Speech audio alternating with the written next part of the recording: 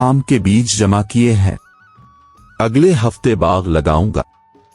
बरसों बाद इसके फल होंगे और उनसे हम गरीबों की मदद करेंगे। बीवी हैरत से हंसी। मदद? क्या तुम सच में अपने आम मुफ्त में बांटोगे? क्यों ना बेच कर सोना खरीदा जाए? किसान ने नरमी से जवाब दिया, सोना दिलों को खुशी नहीं दे सकता, लेकिन किसी भूखे के चेहरे पर मुस्कुराहट मुझे सुकून देगी।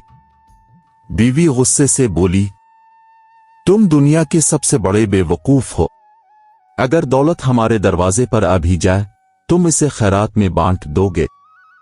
किसान मुस्कुराकर खामोश हो गया, मगर उसने अपना मंसूबा जारी रखा। जल्द ही आमों का छोटा सा बाग अलिफाग आया।